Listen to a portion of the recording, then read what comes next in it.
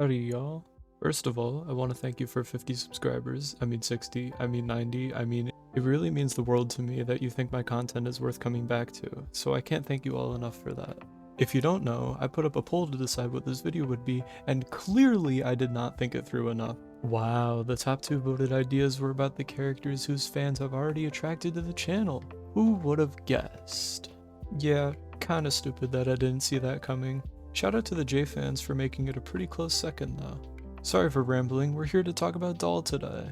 As of this video, it has been this many days since Doll died in murder drones, so let's celebrate, I guess? Or at least mourn her a little better than the show did.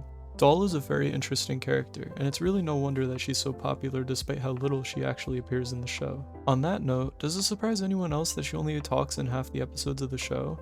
It feels crazy to me. Doll is kind of the anti-murder drones character in a way.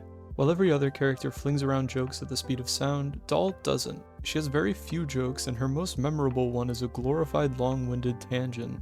Doll's seriousness makes her stand out from the rest of the cast, and I think that's the biggest draw to her character. Not to say that Doll represents everything the show isn't, she's just as murderous as the rest of the cast, don't get me wrong. Her seriousness is a little surprising though, especially for a show that often chooses comedy over deep emotional conflicts whenever it gets the chance. I personally really enjoy this aspect of Doll. It makes her character moments feel more impactful than some others in the show. It helps me connect with her on a more emotional level. In the not weird way, just to be clear. That feels like enough preamble, right? Let's actually get to talking about Doll. Let's start with the most important part of any character, their role in the story. This is especially significant for Doll because literally every character decision she makes is in service to her role in the story. This role in the story has kind of been beaten to death several times over, but for those who came in late, Doll is a foil character. For those who don't know what a foil character is, foil characters are meant to contrast with another character's traits, typically the main protagonist. In this case, Doll is a foil character to Uzi. Doll and Uzi share many similarities. Their moms both allegedly died from murder drones, their parents are both absent from their lives, and they don't have real support systems. Oh, and most importantly, they both share weird godlike power. They also have many differences though. At first, Uzi is a loner while Doll is popular. Doll is quiet and reserved while Uzi can tend to be loud and energetic. And most importantly to the story, Doll chooses to try to rid herself of the solver alone while Uzi chooses to let people help her.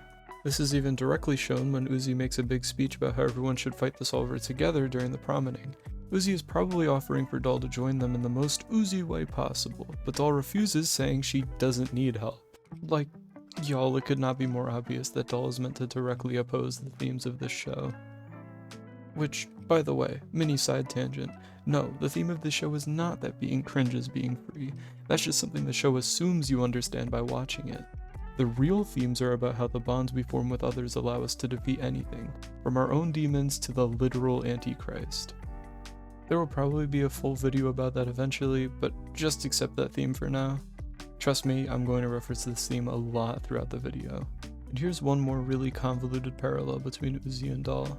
We take Nori recognizing N in mass destruction as literally as possible, and assume that N killed Nori. Doll and Uzi are even polar opposites in how they interact with their parents as respective killers.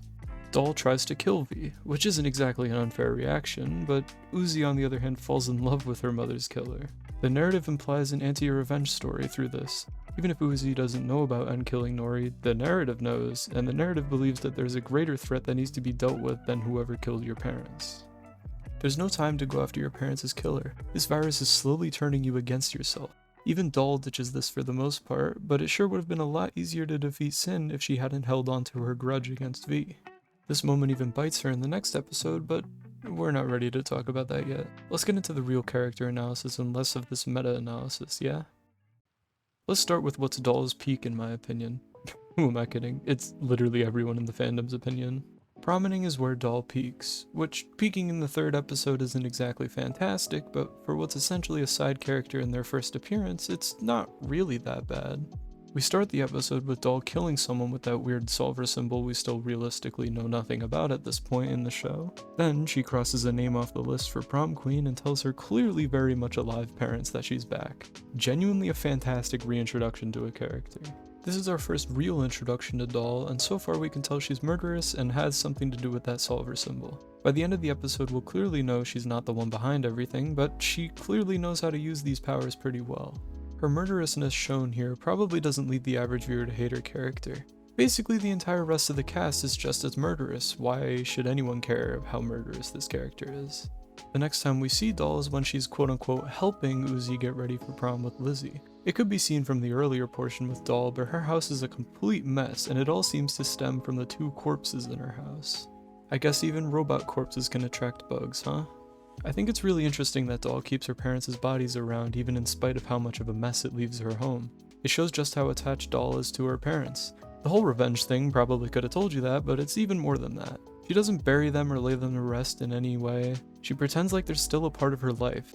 It's actually really sad, but it justifies her being hellbent on permanently ridding the exoplanet of their killer.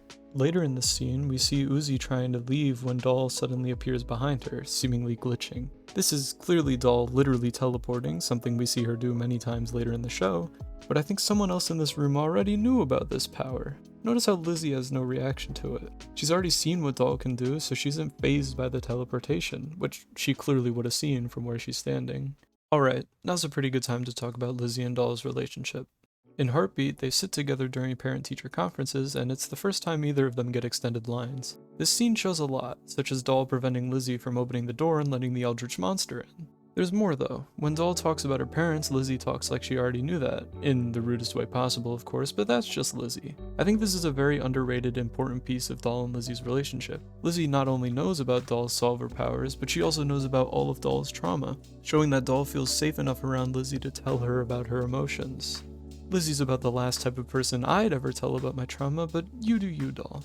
That's why the scene where Lizzy chooses V over Doll is a lot more important to both of their characters than most believe. Doll has put all of her trust into Lizzy and gets repaid with Lizzy choosing the literal murder drone instead of her. Imagine how much that hurts for Doll for a second. The person you trust the most just tried to completely derail your plan. How would you react? Well, if you're Doll, instead of squishing Lizzy, you simply throw her aside. Doll has a soft spot for Lizzy, in spite of the betrayal of their friendship. Also, since they aren't going to interact after this episode, or even for the rest of this one, I want to quickly talk about the funeral Lizzy sets up for Doll. I've seen a lot of people say that Lizzy isn't being genuine during this, and well, yes, this funeral is shoehorned in as a joke. I think Lizzy's genuinely trying to make a good funeral. She just really sucks at it. I mean, Babytron Queen 1000 is probably the highest compliment Lizzy could possibly give. The question mark is a little weird, yeah, but Lizzy never had an obligation to hold this funeral in the first place. This is already above and beyond. She's also the only one who would have cared about Doll in the first place, so it has to be her who planned it. Lizzy also cares about Doll enough to even go through with Doll's plan in the first place, which, if you don't remember, involves Lizzy inviting a murder drone into the colony, potentially getting not only herself killed, but literally every drone in the colony. It takes an insane amount of trust and care for Doll for Lizzy to even agree to this plan in the first place. It's clear to me that Lizzy and Doll both care for each other, and I think we can tell that they are the only real friends to one another. Anyways, back to the promening. Lizzy insinuates that Doll is going to kill Uzi, and at first it probably isn't clear why. The last time Doll saw Uzi, she was fighting 2 murder drones with another murder drone. Doll probably thinks that Uzi is working with all the murder drones now, including V, or maybe Lizzy's already met with V and knows that for a fact now. If Uzi is working with V, Doll will probably want to get rid of her too for siding with her killer. Doll does end up trying to kill Uzi again later after she defends the murder drones, so I don't think this is an unfair assumption either. We also get a look into Doll's own struggles with the solver in this scene. She has a literal bathtub full of broken mirrors, probably from her solver acting up like Uzi's has been. The sheer number of mirrors here is also meant to show how far ahead Doll is though. She's way past the phase of breaking mirrors, evidenced by how Doll's actual mirror in this bathroom isn't broken at the start of this scene. Uzi's the one who actually breaks it.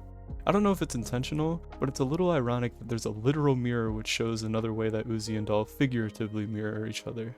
Do you people see how well Doll is written as a foil yet? Anyways, Uzi escapes and Doll chooses not to chase her, even getting in one of her few jokes in the entire series before she leaves to enact her plan. And her plan goes pretty well to start. V's trapped just as she planned, even in spite of Lizzy attempting to betray the plan. Then, stuff I've already gone over happens, Doll throws Lizzy aside and Uzi breaks up her murder attempt. Uzi gives her impassioned speech and Doll refuses to join them. Doll lays claim to our second fake-out death of the show, and the Mvuzi squad goes to investigate Doll's house. When we get to see Doll's house in its entirety, we see that her parents aren't the only corpses in her house, she actually has a room full of oil and dead drones. Doll isn't just killing for the oil, or else her room would be cleaned of it entirely because she's constantly consuming it. Instead, the extra oil she has just sits in her house since she has such a surplus of it. Doll is killing for the fun of it, not for survival like Uzi and N are.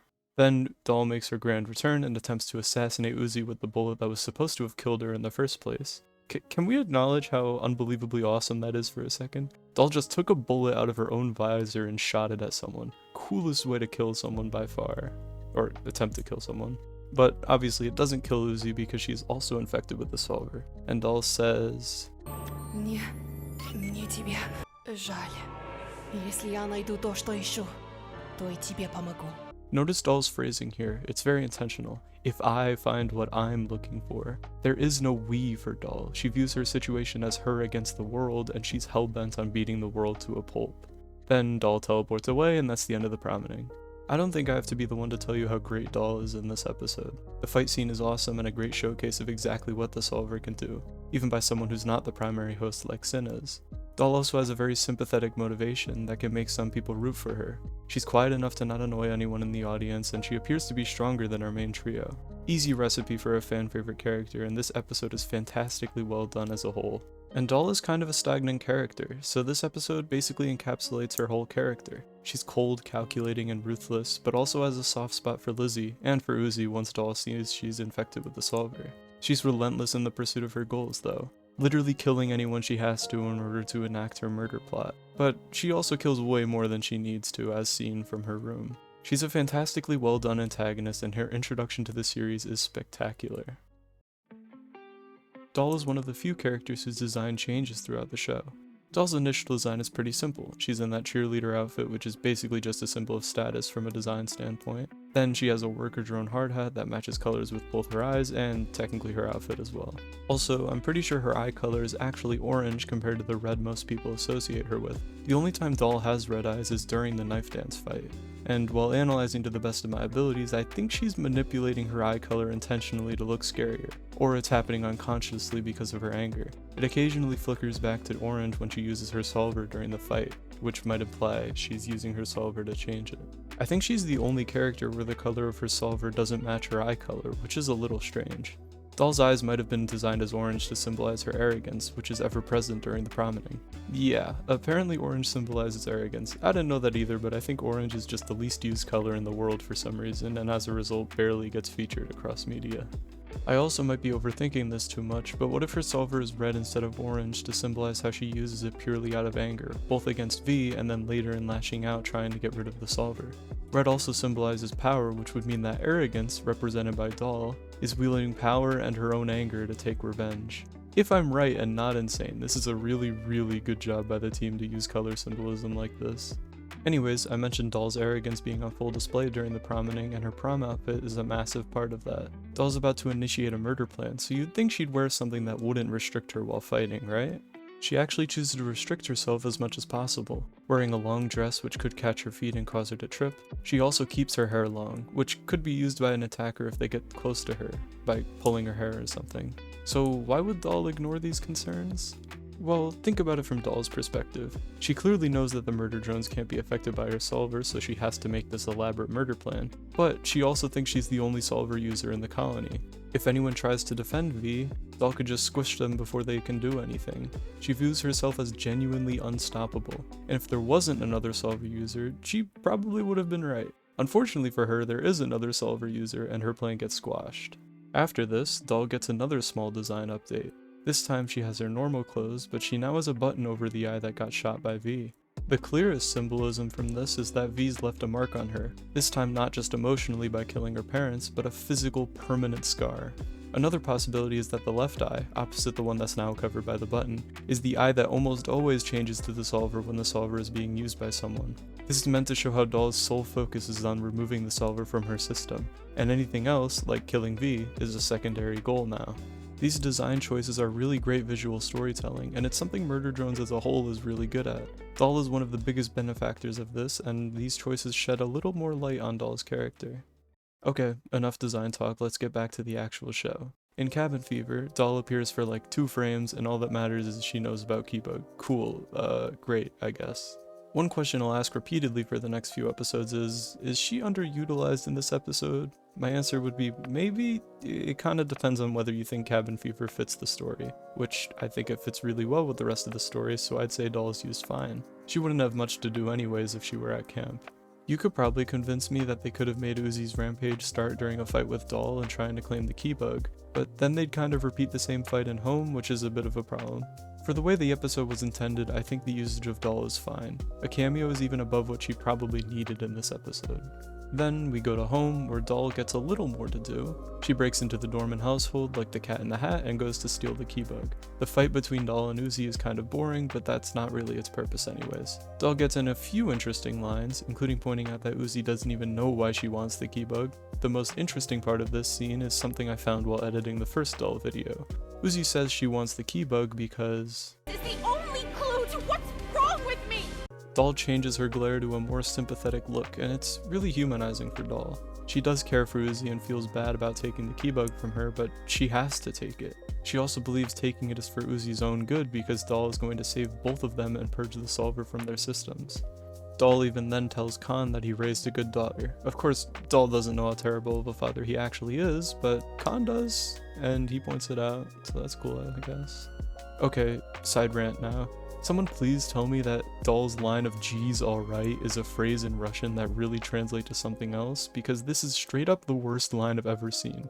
Like, what does it even imply? Is it meant to be a sarcastic kind of way for Doll to say that she doesn't really care? I guess so, but this line could have been like literally anything else. It's really a terribly weird line and doesn't fit anything. Anyways, we see Doll again at the end of the episode, which is also the start of Dead End, where Doll's apparently working with Tessa and Jay, with Doll apparently needing the two of them to get through the labs based on how she says to take her with them. It initially confused me why Doll then immediately steals the key bug and leaves, but I think Doll probably thinks the other drones and Tessa will be cannon fodder for whatever is meant to keep drones out of the labs. Doll would probably know a little bit about the labs from Yeva, which is why she would think to ask for help from a murder drone in the first place. Anyways, Doll disappears and is gone for most of the episode. Until, of course, a top 5 scene in the show. Doll tricks everyone with a gift, pretending to be boot looped. Well, I guess she only tricks Tessa actually. And Tessa probably didn't even care if it was a trap or not anyways, so maybe she didn't trick anyone. Either way, her plan works and she frees the Sentinels in the hopes that they'll attack our group of main characters. I think Doll only does this to take one final opportunity to kill V, or even both murder drones if she's lucky. V does almost die, so I guess it kinda works too. Doll may have suspicions about Tessa too, but when Sin assaults her in the next episode, she does try to use the solver against her, so I doubt she knows Tessa's not actually human. She might also just hate humans like Uzi does and want to get rid of her. I think that's about all I can say about this moment for Doll. Doll knows how dangerous this mission is and takes one final opportunity to kill V. One last thing I want to mention about this episode though is that Doll somehow has 0 lines of dialogue. I really can't fathom this from a character that's pretty important to the story.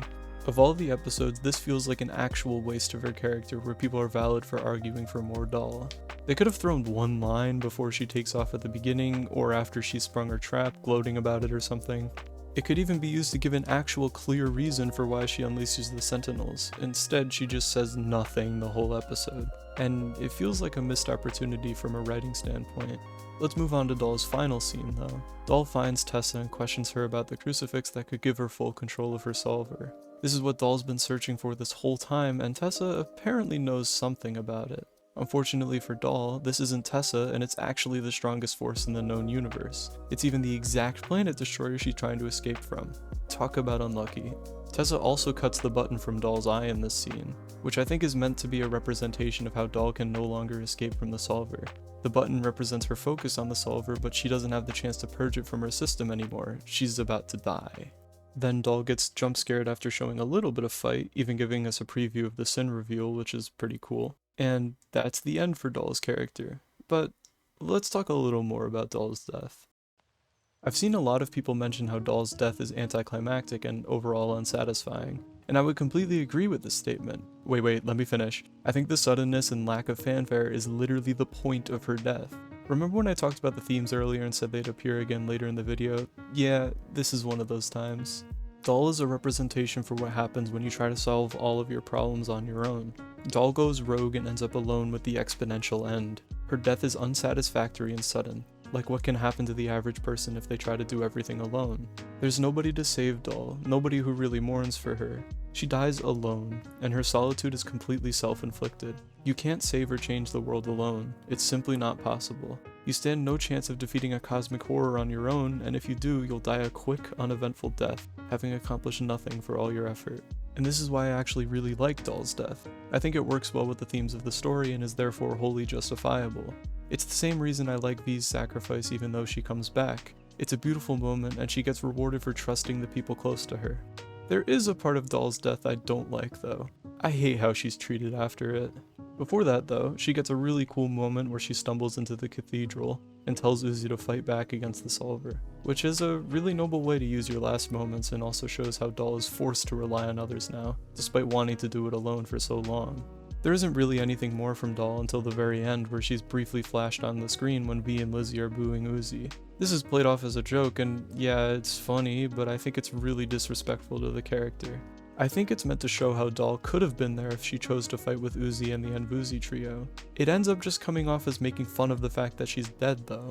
It really could have been used well as one of the freeze frames in the credits to accentuate how she's alone, or even better have Lizzy visit her grave to show that Doll wasn't as alone as she thought. I just really wish they treated death more seriously, which is a problem I've brought up about the show before, but doing it to a pretty major character feels particularly mean-spirited. Again, this is my only complaint about Doll's death and feels like a pretty easy fix and not too major of a problem for her character. If you can't tell from the way I've been talking about her, I really like Doll as a character. She's extremely interesting and the way she's used to play with the themes is well done. Was there room for more Doll in the show? Maybe, maybe not. It's hard to tell whether the restrictions on the show's time were up to Liam or up to Glitch. This makes it hard to say what should have been written, because we don't know if there was time for it. I would love for more Doll because I think she's a fun character who bounces off most of the main characters very well. If we assume we were only allotted as much time in the show as there is right now though, I would say there was definitely room for more Doll in Dead End, and that's about it. Outside of Dead End, where could she be placed in the story where she'd have a meaningful impact? I don't really think there's another spot. Moving back to character analysis instead of writing analysis though, I think Doll's most obvious traits are her ego and her quiet anger. I also didn't mention in this video that she speaks entirely in Russian. It's not really important to who she is as a character, but languages other than English always sound exciting to me, so it makes Doll more exciting by association. And that's about all I have to say about Doll, so I hope you enjoyed, but if you will allow me one final statement to leave you on, Doll's not gone entirely. After Uzi eats Sin's, soul, one of the frames that flashes shows Doll's HUD, showing that a piece of Doll is now within Uzi. There's also the ghost that appears during the end credits, which is probably meant to be Doll. So the show didn't entirely forget about her, and there's so much room to include her in any fan project you want to make. But I think that's all from me. I hope you have a good one, and I'll see you in the next one.